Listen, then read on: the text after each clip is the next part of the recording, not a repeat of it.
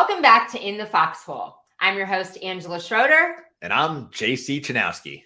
And this week, we are so excited to have one of our best friends, Dan Flata, in the house. Woo! It might be a little loud right now. He's in the bar, so. Yeah, I'm always in a bar. It's just where I hang out. That was a little delayed reaction. You know what I just realized? Just now looking at Facebook when it brought a memory back up. I met you a year ago today. Ooh. Oh, yeah. 1 year friendship anniversary. Oh. Well, it is a deal because I talk about it a lot. I wouldn't have met you if it wasn't for Dan. Thank you, Dan. Yeah, you're welcome. This is the least I could do.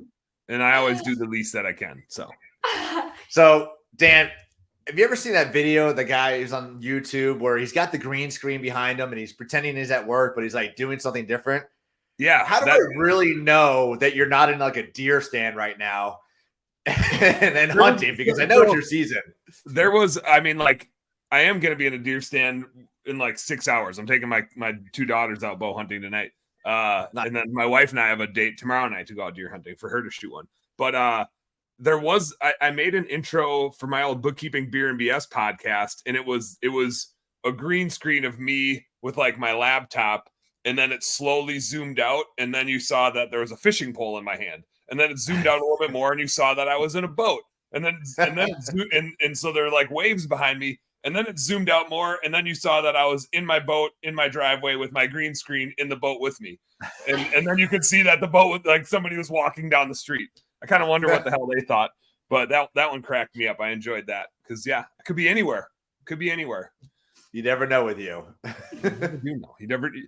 You do know that I'm probably like going to be doing some nerdy bookkeeping stuff and probably going to have a bush light or any other.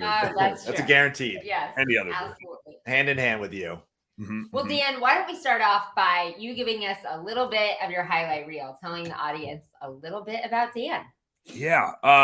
I'll start just like chronologically because I'm that kind of guy because I am a nerdy. That's a big word. Yeah, it's almost too early for that. So I was was in the corporate world for a while, and I thought that was like what we were supposed to do as humans was go get a job and stay in that job for like 40 years because that was what my parents did. So I was in the corporate world for a while doing some cool stuff. But I was like, man, if I stay here any longer, like I'm going to get paid too much that I can't afford to leave because they just like trap you. And I was in an international company and I was getting international roles, which was cool for a minute. And then not super cool when you're thinking about having kids and you're like, oh, I'm gonna have to like move my family to China for 2 years. Right. It's like, that sounds cool, except I'm just a Midwestern redneck that likes to hunt and fish. And you can't do that everywhere in the world. So I, had met my buddy Mike Dalkey. He was actually like, he wasn't a college buddy of mine, but he was one of those people like we all knew the same people in college. And we're like, how many times do you think we were like in a bar at the same time and like walked past each other or, like bumped into each other and didn't know. And now we ended up being business partners later on. But he was my financial advisor for a minute and he created the opportunity for me to leave the corporate world. So like back in 2010, 2011, he started buying some companies with a couple other partners of ours. I started buying in. And then in 2016, I came on board at a company called Blue Skies and started running that business. And we had 10 companies across the country doing window cleaning, pressure washing, and maid service. We accidentally started a bookkeeping business, which is kind of what I'm known for now. We had a bookkeeping, recruiting, and marketing company. And we did it. We actually like created it for ourselves. It was the most accidental business ever. It was just a thing that we needed. It was like we had to separate our admin employees for insurance purposes, and then we would bill all of our locations. And so that was set up like back in 2013 or something. And in 2018, we brought on our first external client because we were losing so much money in that little entity trying to do work for ourselves. Like we couldn't bill ourselves enough. And so we accidentally brought on an external client, just literally somebody that was like, hey, can you do this for me? And we're like, I guess. And then my favorite part of that interaction was they're like, well, what does it cost? I was like, I don't know. Like, we don't do this for external people. And so the first invoice was for a case of beer. That was a legit discussion that happened. And so fast forward, we grew that business into our main business. We sold a bunch of the other companies and the admin company became the main thing. The problem was it was like super accidental. And for me, it was like my baby, but I only owned a small fraction of it because we started it like with all this other stuff that I was like buying this holding company. And so super recently we exited me from that business so that I could start my own on my own. And so now I'm Dan Plata from Best Damn Bookkeeping. I'm no longer at Blue Skies. I got Best Damn Bookkeeping. Michael Gregory from Click Call Sell, he and I bought the recruiting division from Blue Skies. My former partners there didn't really want it, and we said, we want it. And so we bought that. So I'm still running I don't run the day-to-day of the recruiting business. Sean Dade runs it, but I own part of that. And then I own all of Best Damn Bookkeeping. So that's my jam that I'm doing now and starting to scale that puppy up. That's pretty incredible. That's a roller coaster right there. Was it 5 minutes? Was it? How did I do? Where you did. Hell yeah. The numbers guy is on his numbers. I'm on it, man. And Dan, that's the one thing I love Bailey's about in you. the coffee. Bailey's, yeah. That's the one thing I love about you. Getting to see, hear you speak, and anytime you're doing your shows at night, like you make it entertaining, you make it fun. Numbers are not sexy, but you make it sexy. You make it entertaining. Anytime I see you at the shows, it's never like, oh, Dan's speaking again. It's like, oh, Dan's speaking again. Let me get in there.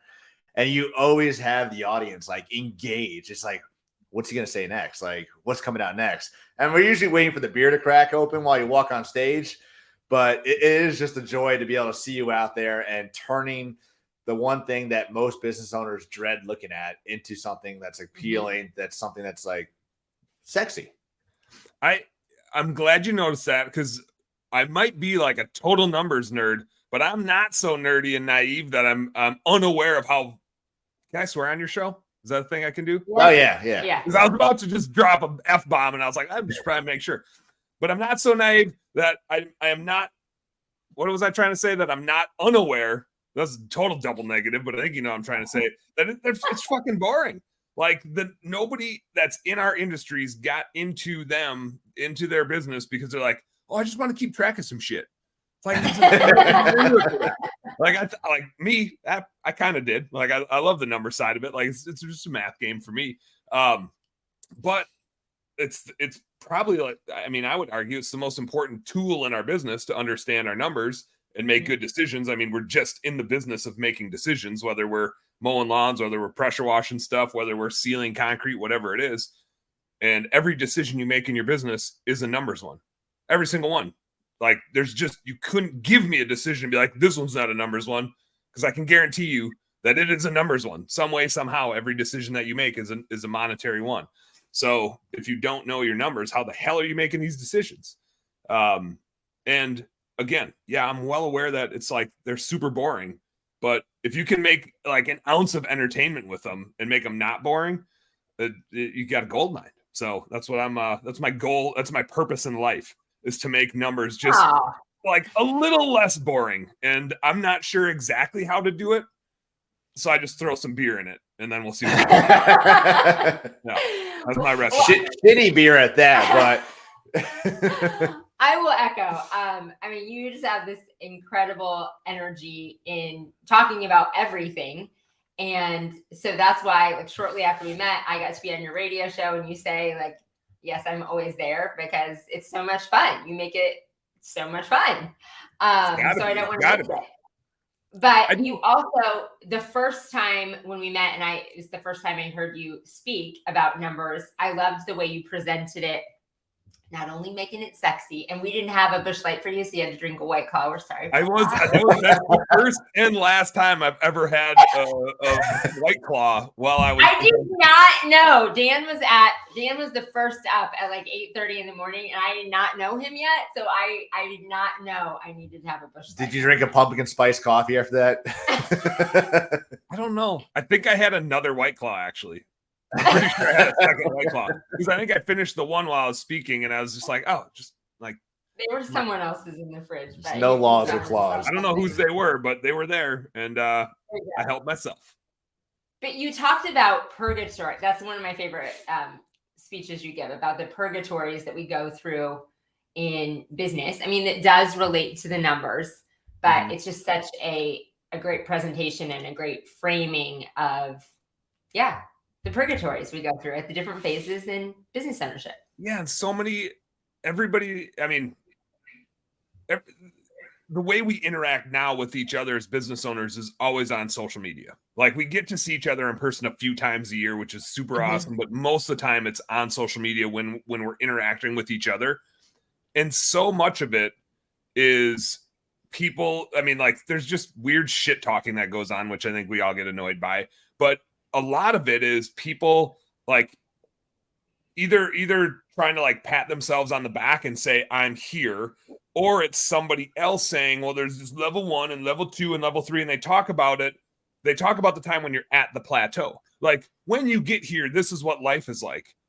But they skip right over, like, to get here, this is going to suck in this sort of way for this period of time. And you can't get to this level unless you live through all this shitty stuff. Like you can't skip it. Right? There's no Mario. I just watched the Mario movie, the Mario Brothers movie with my girls, so it's very relevant. You don't get to like go through one of those tubes that sucks you to the next level. Like you have to go through the shit. You can't skip it. It's better to go through it faster if you can, and it's probably more expensive to go through it faster in a lot of cases. But like that's the hard part. It's not hard being at the plateau where things are working and they're profitable. That's fucking easy. Anybody can do that. It's hard going through the purgatory stuff. That's what sucks. That's when life sucks. That's when people get depressed, right? And a lot of times it's worse if you don't know it's going to happen, right? If you knew it was going to happen, then you kind of know how to combat it, or at least you're prepared for the shittiness. But when you don't know it's going to happen, you're like, man, I worked so hard to like grow my business to this level, and now I'm working twice as hard, making less money, and I'm half as happy. Like that's a pretty shitty feeling. And we all, it happens to every single one of us in all of our businesses over and over and over again, because it keeps happening in different ways as we scale the business, and just nobody's talking about it. I mean, yeah, we talk around it a lot, but we don't talk about it and like how to solve it. So I just want to go right at it. Yeah, because I mean, you see it on social media that you look and see it, these other business owners like, oh my God, that's going to be me. But you just see the highs, but you didn't see the struggles, that the downs, the lows that we had to go through to get to that situation, or to get to that area or point of our business life. And it's scary, and it's easy to just say, I'm just going to wave the flag and just get out of here right now, because doing that 40 hours was easier. I can clock out at 4 o'clock and not have to worry about anything, but I wouldn't give up this life for anything to go back to a 9 to 5. No way.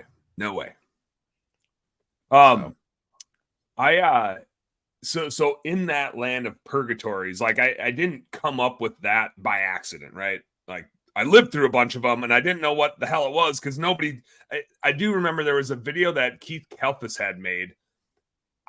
He had to have made it at least a decade ago. Maybe not, but it was a while ago, because I think it was 2015 or 2016. It was before I started full time, which was like September of 2016. So it was at least more than 7 years ago.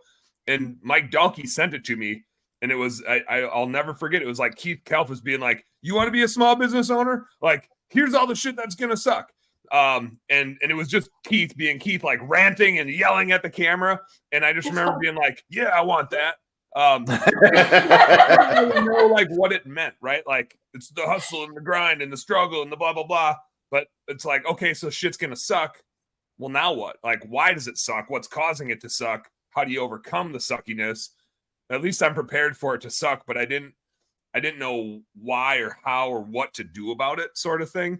And so even in all of our Blue Skies businesses, there's a lot of stuff that I look back at, and I like to say, I don't regret any of it. I'll just never do it again. Like there's a lot of shitty stuff that happened, but you need that stuff to happen, right? Like that's kind of like that. If everything was easy, you probably would be not as good as you are, because you wouldn't have learned how to solve the problems, right? Your character would probably be deficient, because the hard shit that you do is what defines you, not the easy shit that you do. And so I look back at a lot of stuff that we did, and I'm like, that was really stupid, but man, I'm glad that we did that, so that now we can do this stuff, because we learned all the stuff that we learned. It probably just took me way longer to figure out what was going wrong and how to fix it, because nobody had told me these purgatories existed and how to get out of them. So hopefully when I do talk about these purgatories, as we talk about these purgatories, people can be like, oh shit, I'm there right now. So oh boy. Me? I'm going right into the trenches. Yeah. Oh. That was, see, this is what we do. We thought we had a plan. But I've asked all the questions so far. Okay. All right. you guys Fine. need, you know at Brazilian steakhouses, they have like those little cards you can flip over. Yes. You guys need Yes, like a red and green thing. You need a little Taco. red and green thing so you can be like, we it's put my on a rhythm, but then we changed it with you. I was looking at the lipstick in your teeth. All right. We're back. Okay. All right, Dan. Speaking of purgatories, we talk about a lot on social media. Everybody celebrate the wins and everything, but life, like you said earlier, isn't always the highlight reel. Let's talk about some struggles that you've gone through, and it could be in the corporate or your entrepreneurial journey, in life and business, where things were just, you might have said like, all right, I'm done. I'm ready to go back to corporate. Where were you at that point? Who was there to help you get out of that? And how have you learned from that situation? There's like two super distinct times. Probably like three super distinct times where I can look back and just be like, holy shit. Now, you may have noticed just from me talking so far that I'm pretty energetic. I'm pretty excitable. I'm very like optimistic. And so, I mean, it takes a lot to like bring me down. Which I'm thankful for.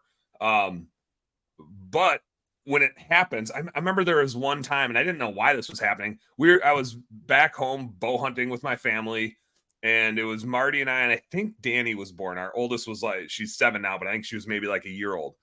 And like, we're driving back, and I don't even remember if there was a catalyst, but I'm just like driving, we're leaving, and I'm like tearing up, and I'm just like choking up, and I'm crying, and I'm just like, I don't know why I feel this way. I don't know why I'm sad. Like, I'm sad because my parents are getting older, and I'm sad because like I gotta go leave this hunting thing that I'm doing, and I'm sad because like I got this overwhelming stuff going on, but I couldn't figure out what it all was. Looking back at it now, it was just like I bit off more than I could chew without realizing it. Super glad that I did it, right? Like, there's nothing wrong with being sad and feeling those emotions. I think I'm more equipped now where it's like when I feel those emotions, I get like thankful about it. I'm just like, damn, I'm glad to be able to feel these emotions, whether it's sad or happy or whatever it is. Like, I get thankful about being getting the shit kicked out of me emotionally, which is like a weird revelation, but I like am able to like step out of it and like enjoy the shit. Like, oh, it feels good to feel terrible. Great to be alive. But at the time, I mean, like you can only have that like reflection after some really shitty stuff. I couldn't like Marty was looking at me like, what the fuck is wrong with you, man? Like we're just driving. Why are you crying? And I'm just like, I don't know. I'm just really sad about something. But it was just this weird overwhelm where we had like all at once. I left my corporate job, started running Blue Skies. Like took a 50% pay cut to do it, which you guys probably know this about me. Like, I really don't give a shit about money. I don't run my business to make the most money in the world possible, like, which is stupid. A lot of people do, right? Like, that's part of the goal of running a business, to make a lot of money. It is just not my goal at all. I need enough money to go hunting and fishing and take care of my family and drink beer with people. And that's like all the money I need. And I really don't have an obsession about like, I don't have an intent to grow generational wealth. I don't want to leave my kids any money. I'm not saying like fuck my kids. I'm saying like I want them to earn everything. I've never met a person that was given a lot of money that was a great person. People given a lot of money do not turn into good people. They turn into pieces of shit. If you're given stuff and don't have the pride of earning it, like you don't know how to go earn it. I had coffee. I'm totally digressing here, but I had coffee with a guy yesterday who's like, he's a total stud. Awesome dude. He's like 23. He runs a landscaping company that's doing like $3, $4, $5 million. He's 23. His parents are millionaires. He wasn't given anything. The dude started his company when he was 13 years old, right? He could have been given a lot of stuff, but he like refused it, right? So I'm not saying like if you're from money, you're a bad person.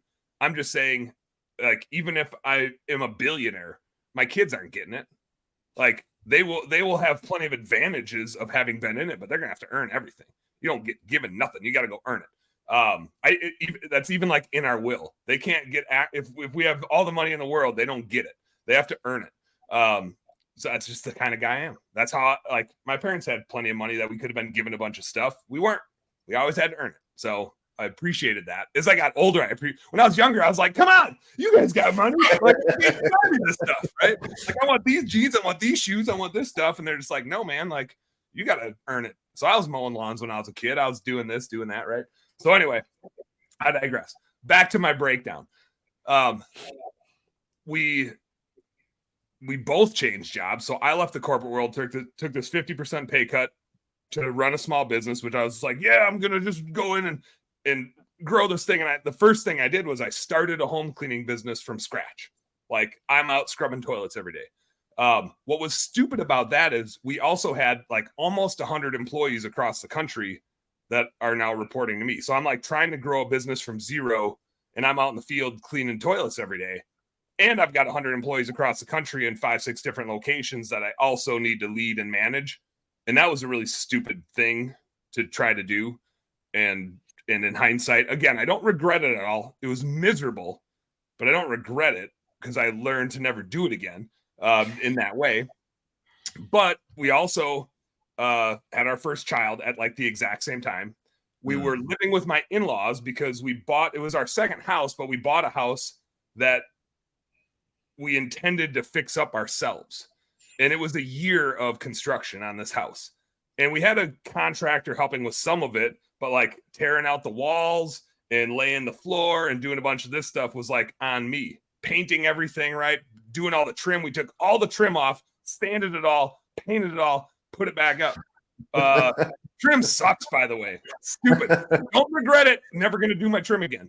But like took all the cabinets in the kitchen down and sanded them down. I mean, like, we just took on like a shitload of work all at once. Like, trying to run a small business and all that stuff. And my wife just got out of grad school and was now working at 3 Arms. So we just like bit off way more than we could chew. And I think that, again, I don't regret it, but that was where my breakdown was coming from, is just there was no Dan time. Like, I couldn't turn it off. I would go sit out in a tree stand when I hunted, and just my brain, like, I didn't get to relax. It was just like constant anxiety and constant worry about all the people that I was letting down because I had just bit off. You know, there's the old like adage, like, you got to take care of yourself first. And I just wasn't taking care of myself at all. I was just burning it at all ends, which I do. I mean, I do not like to sit around. You can probably tell already.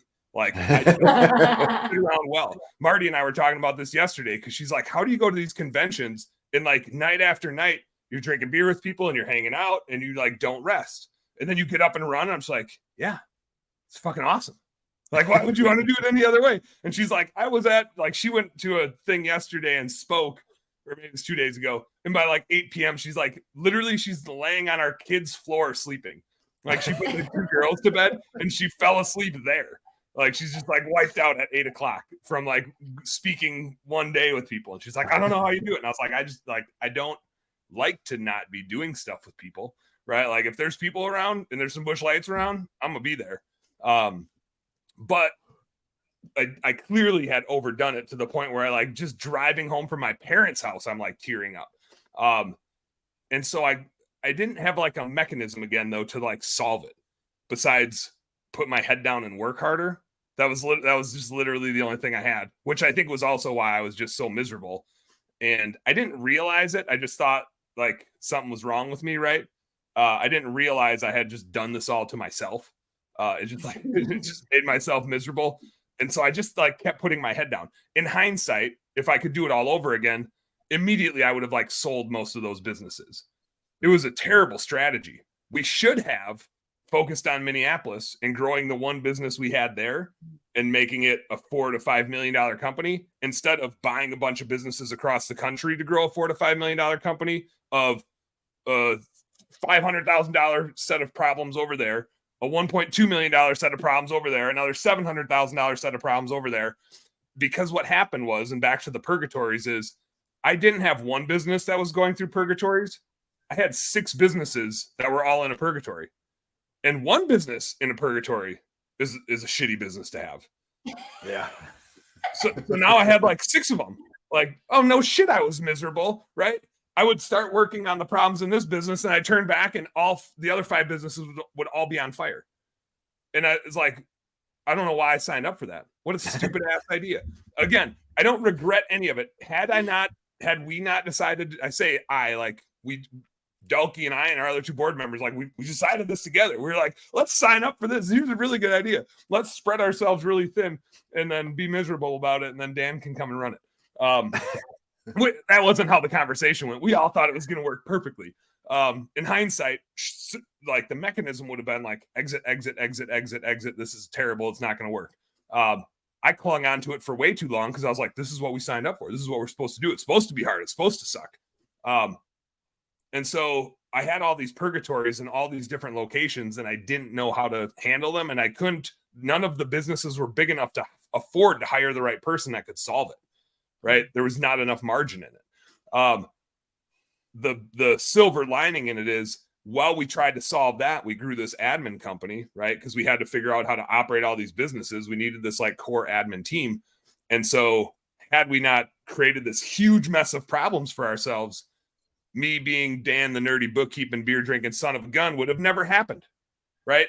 Like it probably would. I'd be running a $10 million window cleaning and pressure washing company in Minneapolis. The funny thing is, like, I'm not great at operating those businesses. And they scare my wife to death. Like every day I was out on a roof or climbing a ladder, like her butt cheeks were clenched. She was not happy. Like she was super nervous about it. She was just super nervous about it. And like, I climb trees for fun, right? Like I'm a bow hunter. I shimmy up trees for fun. But like a ladder and a roof is a different thing than climbing a tree in her mind, right? Like she's fine with me going out hunting. Like, yeah, go out there and she'll climb them with me. But when you do it every day for work, right? It was a different feeling. So so that was kind of like the first reckoning I had with the misery of being a small business owner. And like, it was just one of those goofy things. I fully, coming in, and I think a lot of us are this way, I was like smiling ear to ear coming into small business. I was so happy to take that 50% pay cut. I was like, this is gonna be so much fun. No corporate politics, no things taking forever, right? I can make stuff happen tomorrow. Problem was I didn't really know what to make happen because I didn't know what the hell the purgatory was, and I had 6 of them, so I didn't know which one to solve first. So eventually, I remember this like tipping point. I had a home cleaner that didn't like something that our manager had said to him, and so I'm trying to like calm her down. Like it's just one of those things where it's like, why did this little issue turn into like a big deal, and you're gonna quit, right? And this was a routine thing that would happen is I would have a home cleaner quit. I'd be trying to solve all these problems. Well, now I got to go clean houses because we're short-staffed in Minneapolis.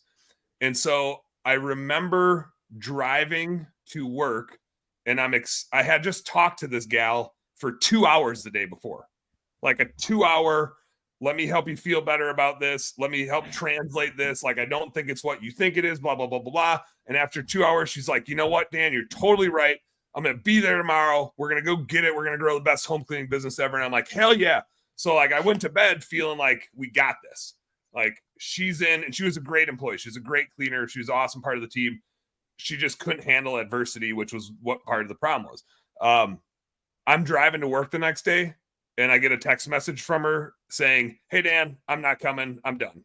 And I'm just like, fuck this. Like literally, I think I just said that out loud. I was like, I just invested so much time in this, and people just keep quitting on. Like now again, if it was just one location, it'd be way easier for me to handle, right? But I had this happening in 6 different locations over and over and over and over and over again. So I couldn't just focus on the one thing. It was I had to save the day across the country over and over again.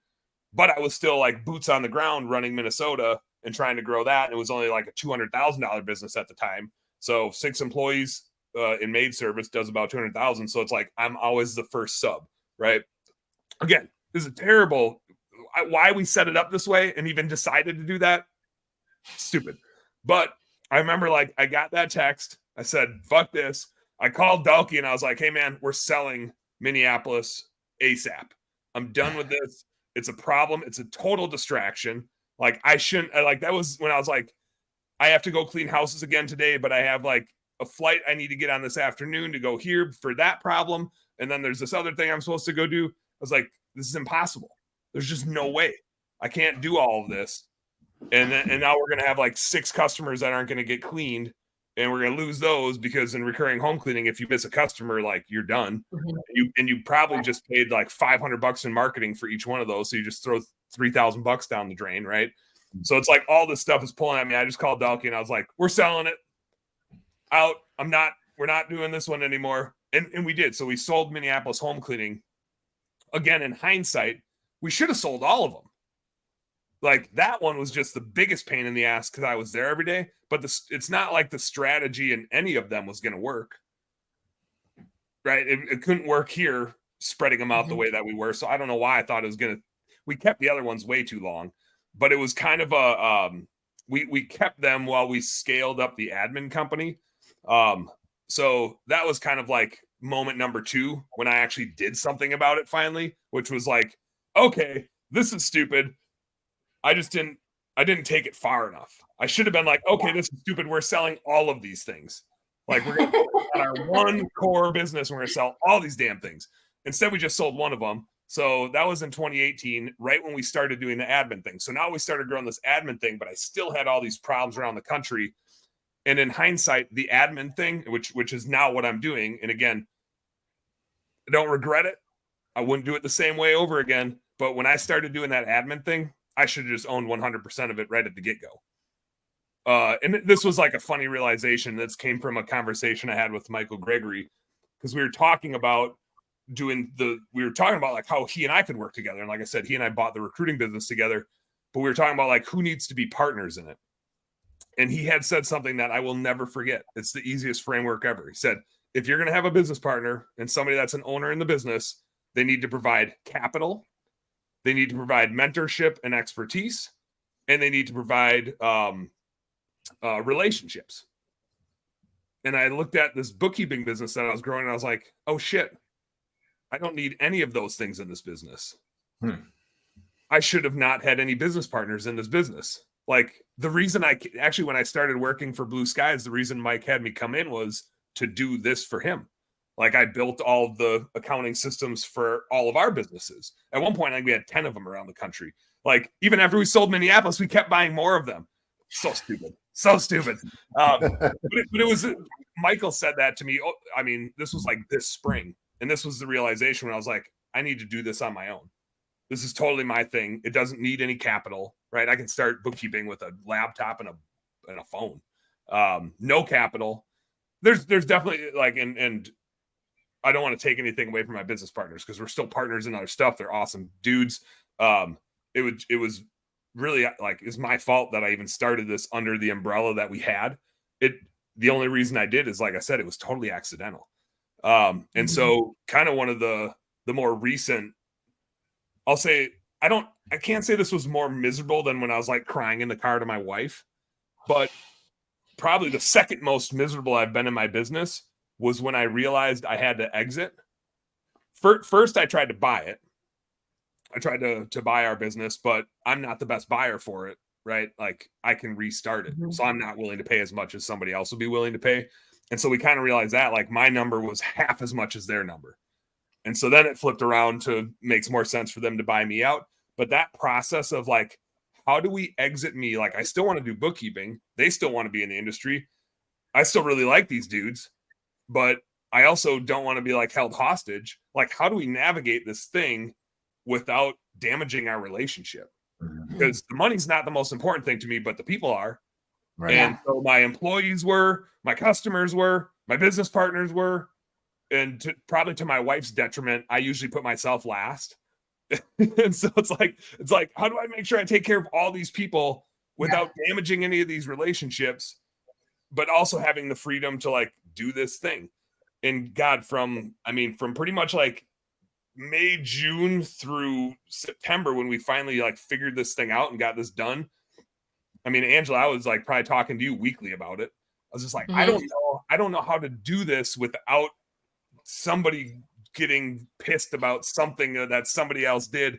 And I mean, like, I think I lost more sleep during that. I mean, there was like a Sunday night I mean, just like had the total Sunday scaries. I remember I slept in 3 different places that night, and I never actually slept. I think I maybe fell asleep for 20 minutes right before my alarm went off, but my brain was just going. I was like so anxious about all of my relationships, which like I appreciate that about myself. Like I think that's, if there's a quality that I like in myself, it's that I do value the people way more than the money.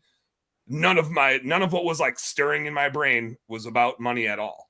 It just never even crossed my mind. It was just like, how do I navigate this thing without, like, especially Dalkey, right? Like Mike Dalkey is such a good friend of mine, but we're on opposite sides of this thing, and there's no way to have us not be, but I don't want to damage that relationship. Like, he means a lot to me. We've been in this for over a decade together. So like, how the hell do you navigate that? And the outcome of it's great. The navigating of it was just miserable. I hated every minute of it. I couldn't find a way to like get through it without hating it. And it was super funny because it was like, while it was happening, I actually, in like to the detriment of me, I didn't have as much stuff to do, like work-wise. I couldn't start a new business. Like, I have a fiduciary responsibility while I was still at Blue Skies. I couldn't go start a new business. It didn't make a lot of sense for me to like keep growing Blue Skies, partially because it's like, it's not mine anyway, but partially because Janelle and that team needed to be able to grow it. And it had been so dependent on me growing it. Well, if it has to be dependent on me, that's not going to serve them well. Like, I have to teach them how to do it. And so now I'm trying to like let them do the thing, and I'm like hands off, and like, I'm just like, I don't know what to do with myself. And again, I said this earlier, like, I don't sit still well. Not having stuff to do is miserable for me. Like, the minute I get, we travel to these conventions and stuff, and Marty's always like, I don't know how you do it, because like, you get back, and if it was me, I would go like crawl in a hole somewhere, right? in her mind. But when I get back from a convention, I'm like, who wants to hang out? Like, what are we up to? What are we doing? More people. Hang out with the people that I love to like wind down from hanging out with a lot of people. So like from spring to summer this year was awful for me, because it was like, I don't know what to do. I can't go start my new thing. Like, I'm excited about starting my new thing, but I can't go do it legally. And I have these relationships I'm super worried about. Like, I don't know how to get out of this thing without damaging these things. And we did. Like, great job, Mike and me, pat ourselves on the back for that. Like, we did a really good job of navigating it, but God, it sucked. I hated every minute of it. It was my second most miserable time. But here we are. And like you said, I got to have a front row seat, I guess, not be in the trench with you, but have a front row seat to the last trench. And you were so passionate about, that's definitely, I could tell what was weighing in you the heaviest is, how do I make sure I preserve every relationship in this path? And not knowing the unknown of not knowing, how do we make good decisions and preserve the relationships? And then it was funny watching you not have anything to do because we're normally like calendars booked with things or whatever. And it's funny because it also provided a season of me that, like, if I had a problem or something I was working through, I was like, oh, I know who's free. Yeah. Dan, he's probably got an hour to chat. Hey, I need some feedback. Well, you mentioned, which I actually appreciate, because then it gave me something for my brain to work on other than my shitty situation. So appreciate it. Work on solving the things. Work on some things for me. One of the things you talked about, though, was preserving that relationship and how important that was to you and to Michael. And, it says a lot about your character that was more important than the money. And we were at a mastermind this past weekend, and one of the speakers talked about, she had that type of relationship with a partner before, and it went bad south. And you see it happen often. It's so easy to have it go bad. It is. And now any business relationship she has with any partners, it is strictly on paper, financials, nothing else. Like, they don't talk about anything other than that. And she made that, like, just that line and says, like, look, we can be partners, but we're not going to be friends. And doesn't mean I don't want to talk to you. I don't want to be friends with you. It's just, this is going to be business and business only, because sometimes, it sucks when a business goes bad and then you lose a friendship of 10 years possibly over money. And you see it way too often. People get greedy. They just start thinking about themselves. And I've just seen way too many businesses. And when you say it like that, it brings me back to that time. And Angela, I'm sure I ran this by you, but one of the biggest struggles I had was in my own self-reflection. Like I said, one of the things that I probably like value most in myself is that I always am putting people before me and before money. Again, probably to my wife's detriment, but it's totally how I am. Like I will give my time and help to anybody for $0 all the time. It's what makes me tick. The idea of leaving that business to go start my own thing felt almost a little bit hypocritical to me. And so I think that ate me up a little bit inside too, where it's like, is it really about like, it just made me like question myself. Like, am I leaving to go get more money? Cause that's not important to me. So why am I leaving? Right. And so there was a lot of self-reflection there for me that like kind of drove me nuts. And so like part of me wanted to be like, I need to go get my money. Right. But then another part of me was like, no, it's not about the money. It's about the people. But I also want the freedom to like grow my own thing without having to worry about like, I mean, I only owned 13% of it. Right. So it's like, I owned a small fraction, and it's like, if I'm going to pour my heart and soul into it the way that I do, because I totally do, like, I got to own all this thing. And it's not because of the money. If I make less money doing it this way, that'll still make me happier. And that's the important thing to me. And so, but I was like I think that was one of the things that was like eating me up was, am I being hypocritical? Am I like going against my values? And how do I do this so that I don't go against my values? Right. Because even like me trying to like watch how I'm interacting with it, it was super awkward for me. And I think that was part of the misery was it didn't feel genuine to me, and why it was so important that we like got the deal done the right way and that the relationships were preserved. So yes, which is probably why it took 4 months. Yeah, you could definitely feel that dissonance that you were having internally. And like you said, I think that's why it took you a little while. It wasn't about, you first had to come to that internal alignment before you figured out the path. Because you could tell in those first conversations, it's like, what am I supposed to do? Because you're used to not putting yourself first and doing whatever it takes for the cause. And so trying to like figure out that alignment of what is the best path for me and my family, what truly is that, like you had to center yourself on that first before you could navigate what the next one was. And like I said, it was fun watching you do that. I mean, you have a good self-reflection of that. I think of that you did have that internal dissonance of, am I going for money? Am I going for myself? Am I being selfish? No, I'm supposed to be selfish. And it's kind of weird, right? It's like, okay, I know that with how, I mean, I love to work.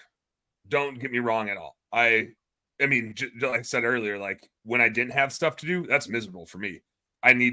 Even like part of the reason why hunting and fishing are probably like diehard hobbies of mine, they're a shitload of work. Like there's more work than there is success in those hobbies. It's mostly work. And that's probably why I like it. In business is the same way. Like to get success, it's a lot of work, and I super enjoy working. And I realize, like, if I didn't have a family, I would damn near do it for free, right? Because it just makes me happy to do the stuff that I do to help small business owners. I absolutely fucking love it. But I am aware that for my wife's sake, I should make a little bit of money.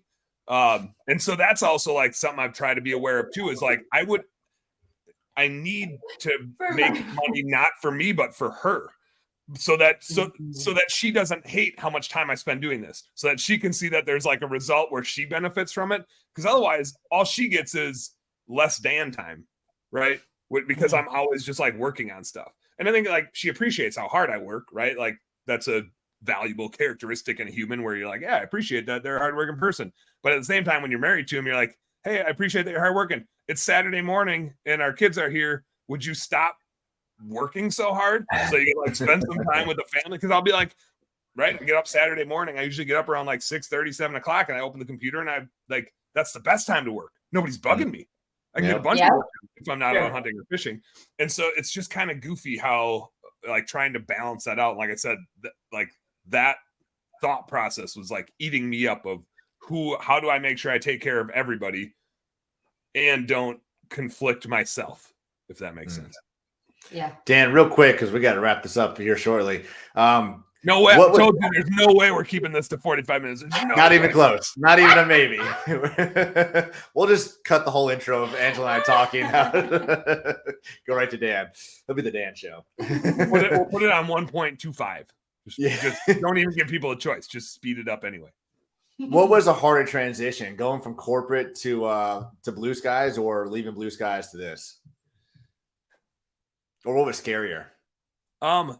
Scarier was going from corporate to Blue Skies, partially because like of the big pay cut and because I didn't know what I was made of, right? Like at that time, I hadn't managed people. I had led teams, but they were just like project teams. Like they weren't actually my direct reports. So all of a sudden I'm leading 100 people, right? And can I do that? Can I figure that out? How do you do that? What does that look like? That was scarier. I think I had like an illusion that it would be fun, right? And like I said, and then all of a sudden it was just like I didn't realize how miserable I was until I'm like crying on a drive in the car with my wife and my baby. In this case, the transition was more miserable. Like I didn't have I knew more about how it was going to go and what needed to happen. And so the misery of trying to make that happen without damaging relationships was way harder than when I left the corporate world. When I left the corporate world to like leave the small business, I was just like, woo-hoo-hoo, this will be so fun. Like, I'm going to be awesome. I don't know what I'm doing. It's going to be great. In this case, it was like, and then it got miserable after that. In this case, it was like miserable trying to figure out how to exit to start the new thing. But now the new thing, you know, when you build something and you're like, oh man, like that thing that I built is super sweet. But then like, it's like a spreadsheet and you go to like save it, but then your computer crashes and you're like, oh no, nothing's saved. Whether it's like a PowerPoint or a spreadsheet, or if you're a little kid building with blocks and then your little sibling knocks it over, whatever it is that you built is ruined and you got to start all over again. It's daunting, but the second time you build it is always so much better. Like it's so much better. That awareness of just that simple fact is so freaking exciting to me to build a new bookkeeping business. Because there's stuff that we did at Blue Skies where it's like, oh, we were $1 million bookkeeping company. It would be such a pain in the butt to like steer that ship differently. We had the way we had built it was the way we had built it. And now I get to rebuild it again.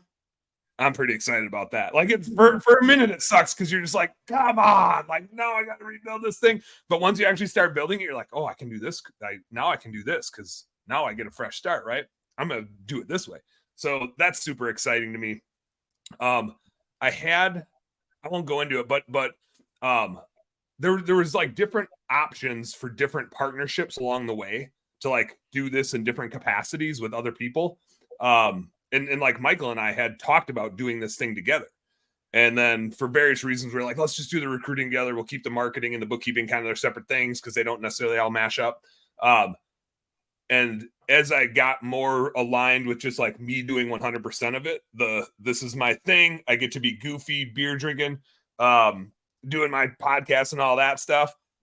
Like that ability to like build your own thing, just like do whatever you want.